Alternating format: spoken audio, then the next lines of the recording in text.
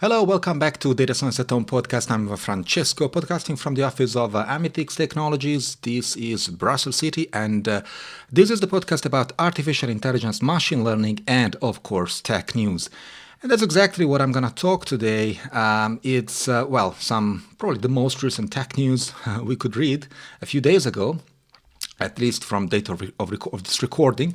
It's the news about, someone who wants to put AI into space, which is quite fascinating, weird, and the real reason is way more interesting than you think. So stick with me.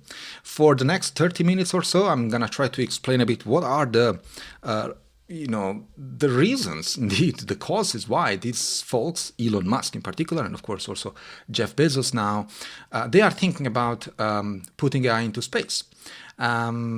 Now, you might think that the reasons are, financial or creating a new product or save Earth or whatever other good, benefit that humanity would get or make the world a better place. These kind of bullshits that come from Silicon Valley and probably didn't seem to get away. But the real reason, I'm gonna try to explain it in this episode from a different perspective, of course. Actually from multiple perspectives. So let's get started. Now, the story is not really about space. It's even not really about AI, actually. It's about money, right? A lot of money. And I think that about one of the most creative pieces of financial engineering we have seen in tech, this is what is unrolling on the news, at least. Now, Elon Musk didn't wake up one night or one morning and said, hey, you know what, let's put data centers on satellites, right? In fact, he's doing something a bit more sophisticated than that. That's kind of the front end of what he's doing. What he's really doing is actually merging three of his companies together, namely XAI, X, and SpaceX, right? The common denominator, of course, is just X. For those who don't know, X is former Twitter, SpaceX is the space and satellite company, let's call it like that, and XAI is the AI-based company that, produces Grok, which is the Elon Musk's AI, or his attempt to. Now, what he wants to do is putting these three entities into one mega entity. And then, of course, he wants to IPO the whole thing, right? Now, the orbital data center, at least the story, that's the story he's actually telling the investors to justify valuations that are, insane. And I will give you some numbers. I'm a number guy, as you know, to put things in perspective. I'm going to break this down in very much detail. Now, of course, there are a lot of technical challenges. There are supposed benefits as well. But of course, there are also regulatory nightmares that everybody's ignoring at this point. Because we need to understand a bit all the layers of the story. At least we cannot tell that we didn't know in the future when this will happen, and I will tell you what. So let's start with the pitch. Now, Elon Musk is very good at sales pitch, right? That's what he does. The sales pitch that Musk and Bezos are making is the following. Well, on paper, it sounds actually doable. Not completely insane. Let me put it like that. So the argument goes like this. AI training is hitting a wall. Okay, that's not a technical wall. It's a physical Earth-based wall. We're running out of power. Fair. We're running out of space. Data centers are consuming entire power grids. Iceland is basically one giant server farm at this point. And Ireland had to tell data centers, sorry guys, no more until we figure out where the hell we produce electricity for all this circus, right? And now, of course, there's also the European Union. Bless their hearts. They are trying to regulate AI with laws that were written probably 20, 30 years ago. Good luck, of course, enforcing GDPR when the data center is somewhere else, for example, in space. That's not a pun. Actually, that's what these folks are going to do. Well, at least that's their intention. So The space solution promises, they are selling the promises, of course, because they have to, put the a lot of sugar around that. Well, unlimited solar power. That's, the sun is always shining up there. No biggie. The land use conflict, that's probably one of the most terrifying ones. So there's, of course, no neighbors complaining about the noise. So yeah, we are going to justify all this in order to remove the noise from our neighbors, because we love humanity and we love the neighbors who have a peaceful life. And at the same time, we also love our data centers and we don't want to bother anyone, right? That's the nice part of the story.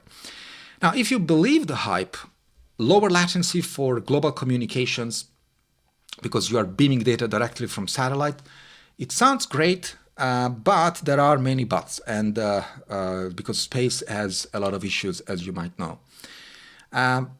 Now, before we get into the technical details of all this, right, let's talk about what's actually driving all this, because in my opinion, this is not vision. It's not moonshot thinking. This is more like cash flow, right? So let me give you the numbers I promised. And I will report all of the references that I need to that support these numbers, of course. So the first company, XAI, right, is Musk's AI company. This thing burns something like $1 billion a month, right? 1 billion per month. It's like take a little house as big as, make a crate as big as a little house. That crate is full of cash, and just burn it out every day for 30 days, every year, right? That's what XAI is burning, right? Now, X, formerly Twitter, is also bleeding money. It was acquired by Musk for 44 billion, I think. It lost like 11 billion immediately after. And since then, things went kind of rotten, because when Musk bought Twitter back in 2022, the company was bringing something like $5 billion a year, almost from advertising, of course. Since then, we know what happened. Advertisers fled, revenue cratered. There was just a little bounce when Musk was involved with Trump administration. Remember, in the first few months, it didn't really stick. So X is basically a money pit with a blue check mark, because that's a company that loses money. Now, what do you do when you have two companies that are burning cash and just one company, SpaceX, that actually makes money and could be worth a fortune if it went public? Well, no genius is needed to admit that the most obvious move that you could do is merging them all together, right? This is very obvious in finance. I'm not a financial expert. I know a thing or two, of course, but I'm not a financial expert. But this is by the books, right? There's no genius idea here. You merge all these companies together and you go public, right?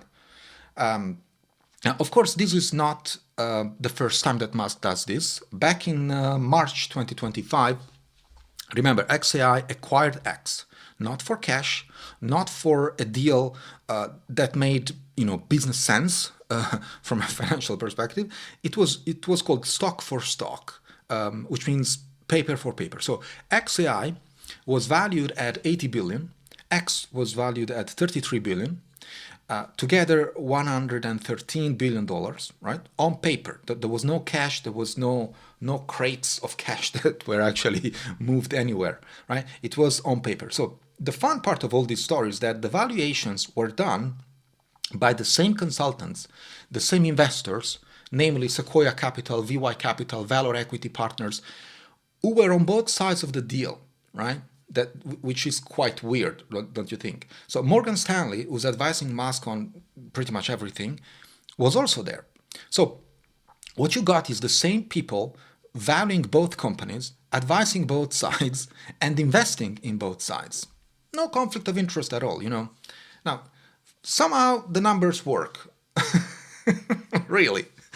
I was shocked reading that the numbers were actually made sense, but All right, so the official reason for merging XAI and X Well, X would be, that's at least what they say, a powerful distribution channel for XAI's products like the chatbot Grok. Sure. Makes sense, again, on paper, in the same way that, if you have cereal brands that you want to sell somewhere, you buy a newspaper, right? It makes that much sense, right? That's the equivalent of what they are claiming here. Now, the real reason, if you try to be more analytical, it's survival, right? Both companies needed each other to not run out of money. That's the real reason. Now, here is where it gets interesting, because now Musk is taking XAI, which already has X inside, right? And it's merging into SpaceX, right? It's like the Russian dolls. So XAI contains X. And now both XAI and X want to be merged into SpaceX. So why SpaceX? Because SpaceX is actually the golden goose. SpaceX actually makes money, right, as a real business. So to be very fair, SpaceX is a nice company. Falcon 9 dominates the launch industry. Starlink is the leader in satellite internet. The company closed also in 2025 with $15 billion in revenue. So it's positive there, right? So Morgan Stanley made also another projection. Of course, the same folks. They made projections because that's what they do to pump the entire scenario.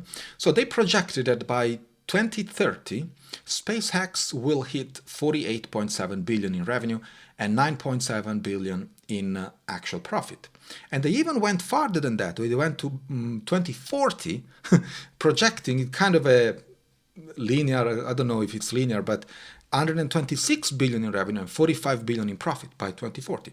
And these projections are, out of the blue, in my opinion, because are you considering that maybe in 2040 the world situation might be different and there might be like 10 equivalent of SpaceX around the world? I mean, who knows? Like, you are assuming that the world will not change. That's what investors do all the time. They assume that the world is frozen, and then they take the one trend that they want to project, they project that into the future, and they say, oh, this is going to happen. Yeah, sure. If it's 1 today, it's going to be 2 tomorrow, and it's going to be 4 next week. As the world was, a static thing, right? Anyway, these are the folks, Morgan Stanley, who don't suffer by any conflict of interest in all this deal, sarcasm. And now Starlink is about to get even bigger. That's for sure, in my opinion, because that's what they did now. They bought the spectrum from EchoStar, which means that Starlink is going from an internet for remote areas company to 5G connectivity, because they're buying the frequencies. And this means that, I'm not saying it's going to happen, I'm saying it could happen, that they're going to start competing with your local mobile operator, right? Everywhere, so globally. And that can be massive. So that's a good prediction, which is probably going to happen in the next few years, very few, not 2040, right? So the plan is extremely simple if you look at it from the outside. You take the profitable, high-growth company, you stuff the money-losing companies in there, right? You go public and you raise a mountain of cash. So to give you, again, some numbers, if Musk sells 5% of this new combined SpaceX at IPO, he can raise $60 billion. 60 billion. So with 60 billion, he has enough funds to basically feed XAIX and SpaceX. The whole circus can be maintained by this race. 3 birds, 1 stone. Or as we say in Italy, 3 pigeons, 1 fava bean. I don't know if the translation makes sense, but whatever. Now, before we celebrate Musk's financial creativity, because that's what it is, let me talk about some numbers again, because they are really crazy. Now, SpaceX was valued $400 billion in private market transactions back in July 2024, right? By December 2024, that number jumped to 800 billion, right? That's double. And then in the XAI merger, the valuation went to $1.25 trillion, right, for the whole thing. 1.25 trillion. It's crazy. Now, that puts SpaceX valuation above the combined market cap of the 6 largest defense companies in the United States. You understand how big this stuff is? It's close to Tesla's valuation. So we're talking about one of the 10 most valuable companies on the planet, right? So SpaceX, to give even more numbers, is trading at 80 times its 2025 revenue. 80 times, okay? Not earnings, but revenue. So that's higher than Palantir, which is already very high. It's like 70 times revenue. To give you some numbers for, to put things in perspective, a normal, well-valued tech company might trade between 10 and 20 times revenue. SpaceX is at 80. That's not a valuation. That's, I don't know, a prayer probably. Now, who's doing these valuations? Of course, the same folks, Morgan Stanley. The same firm that is advising Musk on all these deals, the same firm that has every incentive to make these numbers look as big as possible, because bigger valuation means bigger IPO, which means, of course, bigger fees for Morgan Stanley. I mean, that's a conflict of interest to its best. Now, I'm not saying that the numbers are wrong, of course. I'm just saying that probably someone should be checking that math here, right?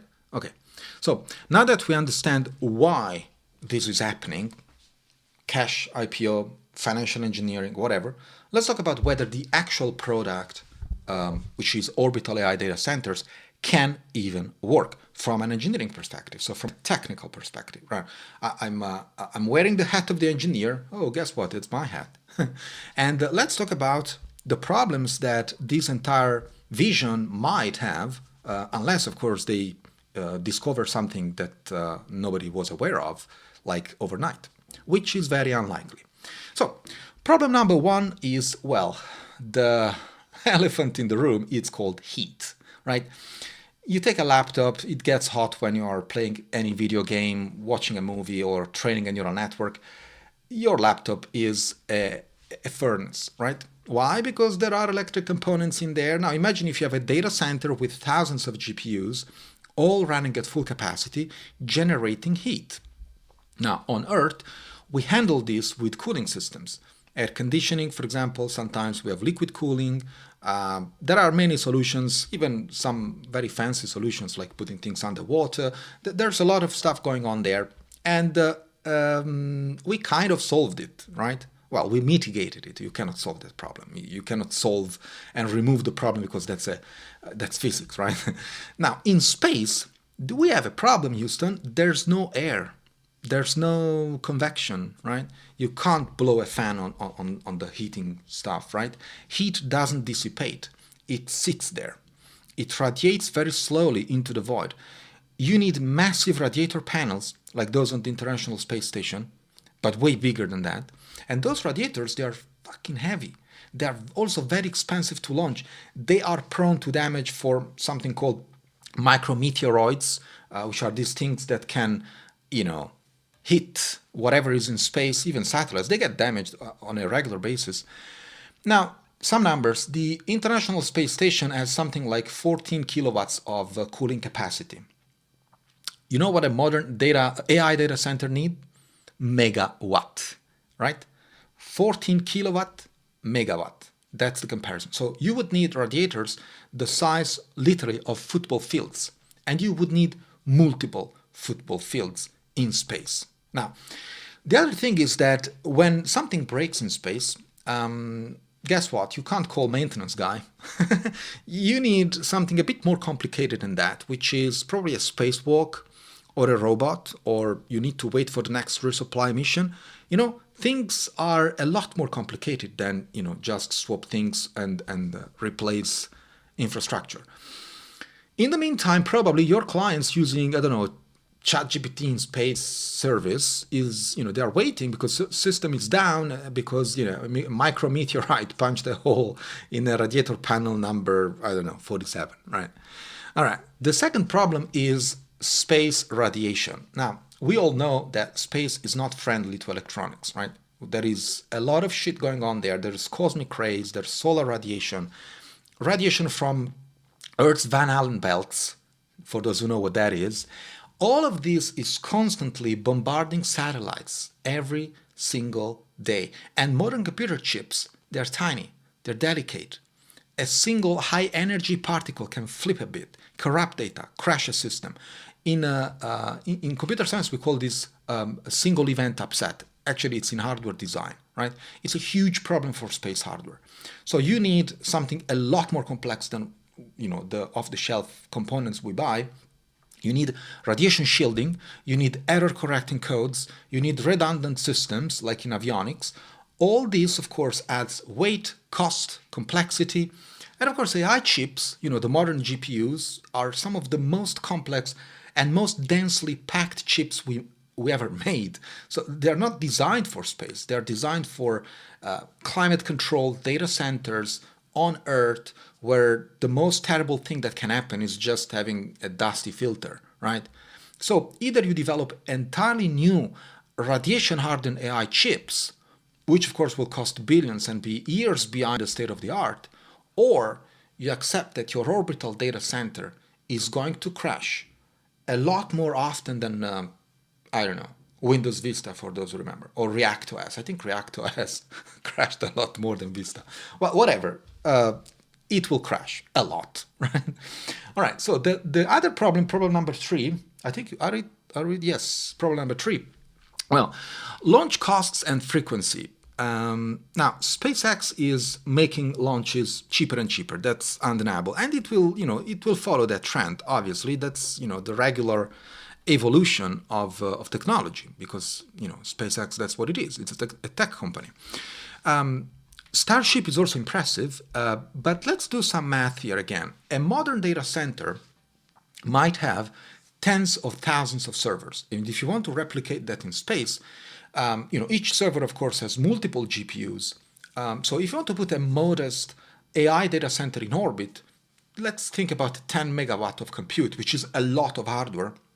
It's a lot of mass, right? So even with Starship, which can theoretically carry, I think, between 100 and 150 tons to LEO orbit, low Earth orbit, you're talking about dozens or hundreds of launches. And then remember that this isn't just the initial deployment, because, of course, hardware fails, things become obsolete, you need to replace, less efficient, technology advances, and so you need to keep up, which means that you need to constantly update, replace, and maintain, but not on Earth anymore, in space. So on Earth, you swap out a server, takes a few hours or less. In space, you need a whole new launch every time something happens. And every launch, of course, is a risk. Every launch is an opportunity for something that can go, and at some point will go, catastrophically wrong. SpaceX got really good at not blowing things up. We know that. But they haven't gotten that good. Failures can still happen, and they actually do. And when we are talking about infrastructure worth hundreds of millions or billions of dollars, one bad launch can wipe out your entire investment. So that's another, big risk. The fourth problem is about data transfers, right? And this is kind of one of my favorites, because it sounds so simple that it's kind of ignored. Everyone is talking about space and how cool this stuff is, but nobody's looking at, very few folks are looking at, like, hey guys, maybe we have a problem with data transfer, like the bandwidth. Well, we have AI models running in space, right? So let's assume that all went amazingly nice, everything was perfect, you have your amazing AI data center in a LEO orbit, right? Now, AI training and inference need massive amount of data, as we know, right? Training data sets are terabyte or petabyte, and in the future even more. So inference requests are coming also in constantly in the millions, right? Results have to, travel back and forth, planet, space, space, planet, and so on, right? How do you get, and that's the 1 million, 1 million is like nuts for these folks, like it's the $1 gazillion question, right? how do you get all that data up and down in decent time, right? Now, you have to know that satellite communication does exist, of course, but it's actually pretty slow compared to fiber optic cables on Earth. And you can say, yeah, sure, but we have laser communications and they're improving, yada, yada, yada. Yeah, sure, but bandwidth is still limited there. So it's not a technology that you can consume today, right? And you are competing, by the way, with the physical limitations, even with laser, like line of sight, atmospheric interference, the fact that your satellite is actually moving at 7.5 kilometers per second and constantly changing position relative to ground station. So, there is a reason why serious data centers are built near major fiber optic hubs, not in the middle of nowhere, because, in network infrastructure, physical proximity matters a lot. And in space, you are as far from the infrastructure as you can possibly get.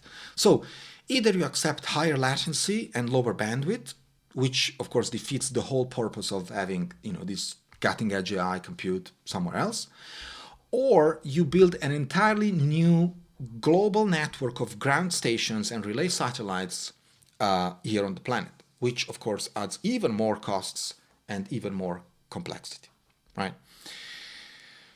Now, how are you saying, yeah, but Frag, you're being too negative, you don't have a vision, problems get solved in technology? Yeah, fine, sure. I have to be, honest here.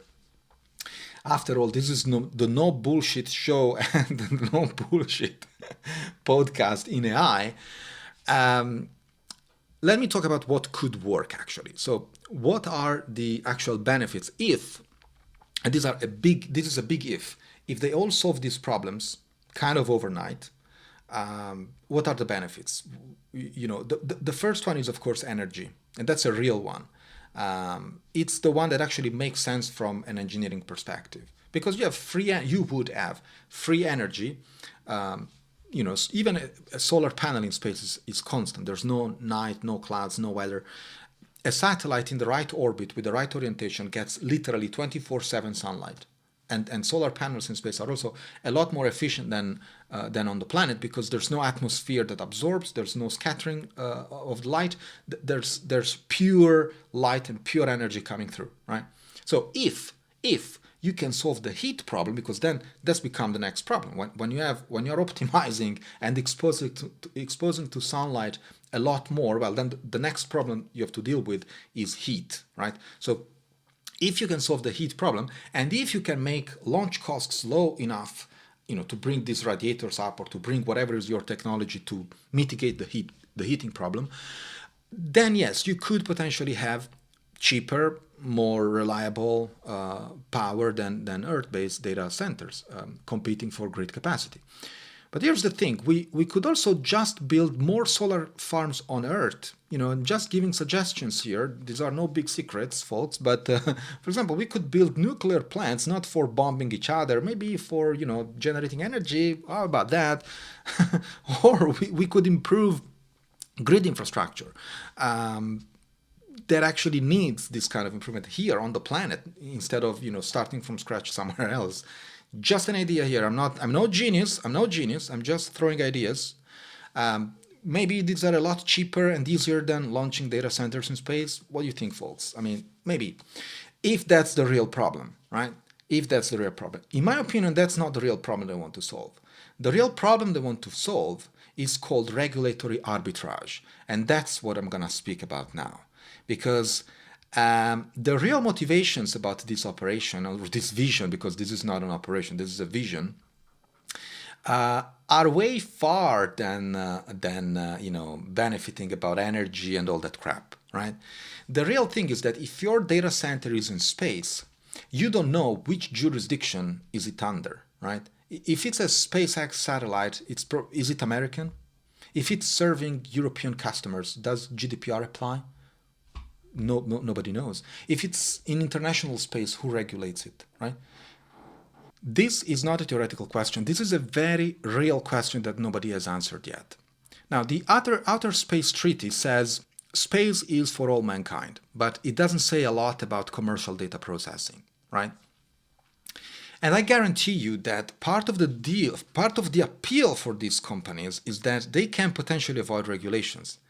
Imagine there's no European AI Act, no California Privacy Rights Act, no environmental impact studies, no local opposition. You just launch it up there, let lawyers fight about for the next 20 years while you are making a pile of money in the meantime, right? It's the same playbook we have seen. Again, I make another analogy with crypto exchanges actually, setting up in the Cayman Island, or gambling sites in Malta. We remember that. Find the jurisdictional loophole, exploit it until someone else closes it, but by the time that happens, billions in your pocket. Now, you know who loses in this scenario? Well, the usual suspect, regular people. Because when AI systems are making decisions that affect your life, like your job, your credit score, your healthcare, and those systems are running on satellites registered to shell companies, well, good luck getting transparency or accountability, right? So what is actually going to happen is, in my opinion, a regulatory nightmare, right? There are many regulatory implications of this vision that nobody is actually talking about, that I heard of. And of course, if you are aware or afraid that this is going to happen, please leave us a comment or reach out, because I would like to talk to you. So we are seeing the beginning of AI regulation only now, right? Imagine the EU AI Act, executive orders in US, proposals in China. These are all based on the assumption that AI systems are physically located somewhere that governments can reach, right? For example, you can audit a data center in Dublin, you can inspect an actual facility in California, you can subpoena records from a company with headquarters in, I don't know, Seattle, whatever. In space, it's a whole different story. International space law is based on treaties from the 60s and from the 70s, when AI was not even a word. Now, the Outer Space Treaty, the Rescue Agreement, the Liability Convention, these are all old things that don't consider AI or data centers in space. So that stuff should be reformed, for sure. I really wanted to say that. Sorry about that. Anyway, these were written when space was for science and exploration, not for commercial infrastructure. That's what I meant. Now, the basic principle is that space objects remain under the jurisdiction of the country that launched them, right? So a SpaceX satellite is under US jurisdiction, right? A Blue Origin satellite is also under US jurisdiction. But what if the satellite is owned by a subsidiary registered in another company or in another country? What if it's processing data for customers in a third country? And what if the model was trained with data coming from a fourth country or other countries, right? Which is actually what's happening. So it's a jurisdictional nightmare, right? And what's going to happen, in my opinion, is what I call, not me, I read around, I don't remember where, they call it forum shop. You know what that means? That companies, they will structure their operations to minimize regulatory oversight. That's what they do on a much smaller scale now. They will put the riskiest AI systems in space where regulators cannot easily access them. That's the risk. I mean, that's the most natural thing to think of. Whatever. Well, now let's talk about enforcement. How do you enforce data protection laws on a satellite, right? You can't walk in with a warrant. You can't physically seize the servers as you did for, many good servers out there, folks. Fuck off. Anyway. You can't interview the employees because there are no employees up there. There are just machines and algorithms. Now, you can target the ground operations and operators, the controlling companies, but that's like trying to, let me find an analogy with Bitcoin, but that's my best. You want to regulate Bitcoin, arresting people who are using exchanges. That's actually what they did. And it didn't work, because it doesn't work when the infrastructure is outside your control. The European Commission, as of today, is already struggling to enforce tech regulations on companies that at least have European offices. Now, imagine trying to enforce anything on a satellite constellation with no physical presence in Europe, no European employees, just, I don't know, beaming AI services from orbit. Impossible. And this, of course, creates a race to the bottom, because if one country allows this lax regulation of orbital AI, companies will flock there, obviously. You register in that jurisdiction, you launch from that country's territory, and suddenly you are free from, oversight, right? This is not hypothetical, folks. This is the most natural evolution of things. We have seen this exact pattern with maritime law, with financial regulations, with internet governance. This has happened already, and there's no reason not to believe it's going to happen again. And these folks are actually trying on a massive scale now with AI. So, long story short is that the jurisdiction with the weakest rules usually wins the business, and everyone else loses. So, here's what I get skeptical about Musk's vision, and specifically Musk's, because Elon has a track record of, let me call it nicely, a flexible relationship with with regulations. Tesla autopilot claims, everybody remembers that, right? Twitter and content moderation, I guess there's no news anymore. SpaceX and environmental reviews, also nothing new.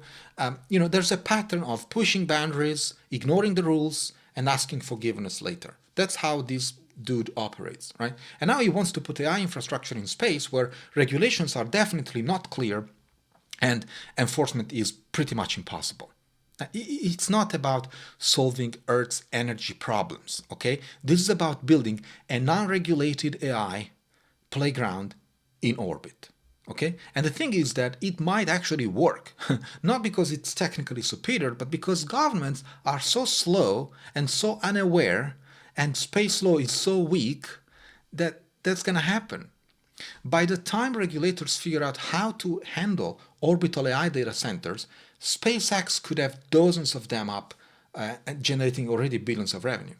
And then, of course, you can't deorbit them. You can't shut them down without international coordination. You have created a monster that you cannot stop. Now, the orbital data center idea, of course, it's an idea. Everything is on paper. Nothing has been built yet. Nothing has been tested either. Nobody has proven that you can actually run a GPU farm in orbit without it melting or frying or getting punched by space debris, whatever. That's exactly why now is the perfect moment to sell this story, especially to the investors, because when something is theoretical, and this is a trick that everybody uses, when something is just theoretical, you can make it worth whatever you want, right? That's what I learned from startups as well. So many years in startups, like fake it till you make it. But as long as you fake it, you can keep selling the dream. When you made it, and everybody can see that it's fucking bullshit, well, nobody will ever evaluate that the price you asked when it was just a dream, right? That's how startups work. They build a dream, but they never implement it, because the day they implement it, it's subject to evaluation, the real one. And nobody wants the real one, because the real one, you have to remove a few zeros from the back. So in this case, when something is an idea, there are no inconvenient results. Everything is like pure, nice and amazing, right? There's no failed prototypes to explain. There's no engineers on camera saying, yeah, this is bullshit, it doesn't work. It's just a dream. It's a super expensive, but a dream. Just a $1 trillion dream. And of course, Elon Musk knows this. The IPO is, at least from what I read, is coming this summer. The merger is done. Valuations are set. Morgan Stanley projections are, of course, glowing. Orbital AI pitch gives the whole thing a narrative, a story that says, this isn't just a launch company. This isn't a social media platform. This is the future of AI infrastructure. Yeah, we have read these words. Sam Altman has been doing this for a few years now, and he got a pile of cash because of that. So why not trying it again? It works. All right. So now, to put my feet on the ground again, speaking of space, the technology is, however, fascinating. And again, I'm wearing the hat of the engineer now. There are immense engineering challenges.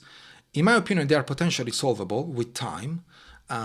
If launch costs really do come down dramatically, and if someone figures out the cooling and radiation problems, I'm not saying overnight, but as quick as possible, then yes, orbital data center could become viable.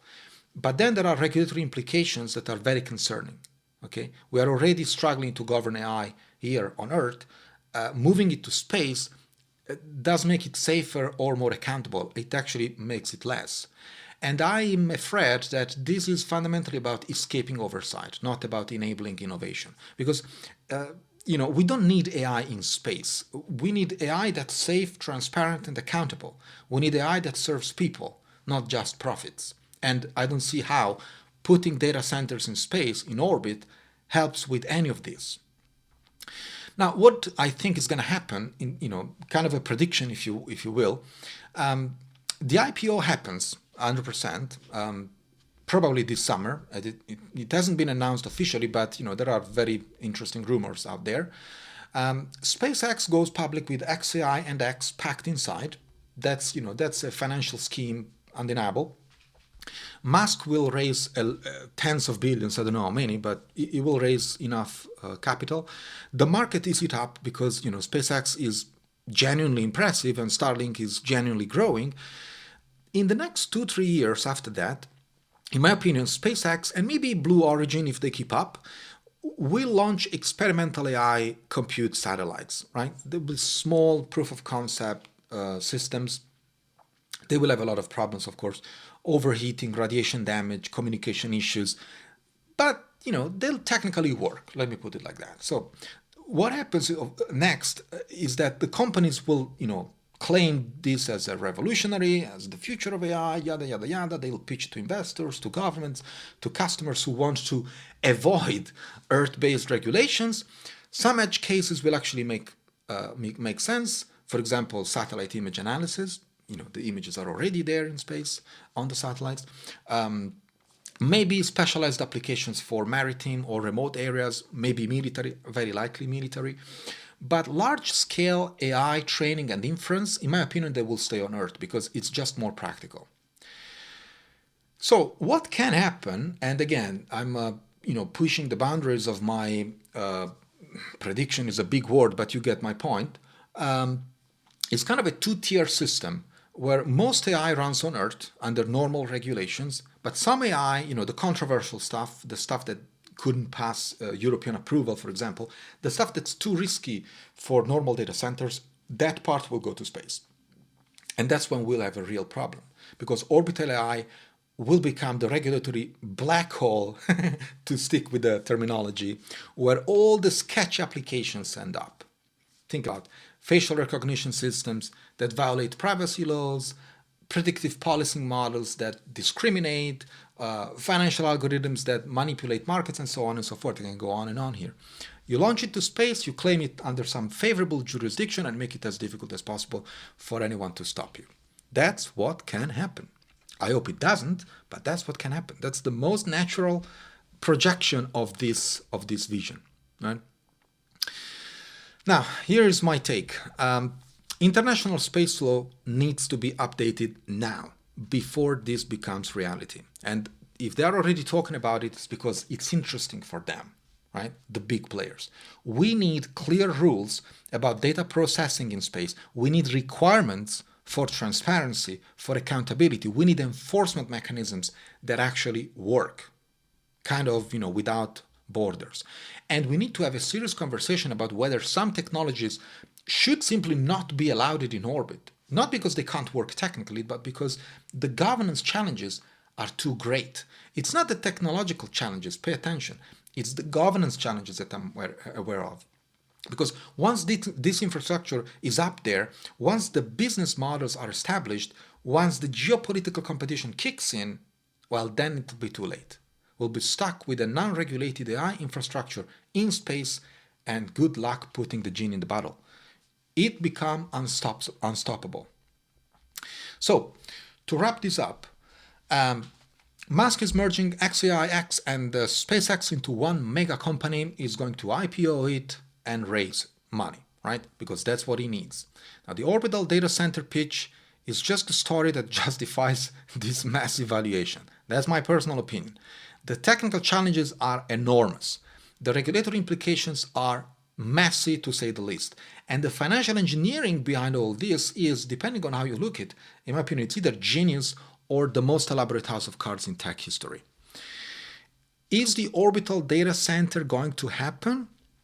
Probably, in some form, eventually. Is it going to happen because it's the obvious next step in AI infrastructure? No, of course not. It's going to happen because Musk needs a story that is big enough to justify $1.25 trillion valuation. And we are putting AI in space, quote unquote, is about as big as a story you can tell. Am I optimistic? Look, I've watched tech companies self-regulate for the last 20 years. I've seen how that worked out with social media, cryptocurrency, the gig economy platforms, whatever.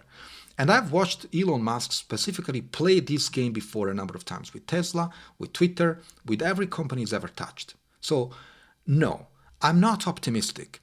I think we are about to create a massive regulatory blind spot in orbit, backed by a financial structure that very few people fully understand. And we are going to regret it. That's what I know. But hey, maybe I'm wrong. Maybe Elon Musk and Jeff Bezos really have humanity's best interests at heart. Maybe.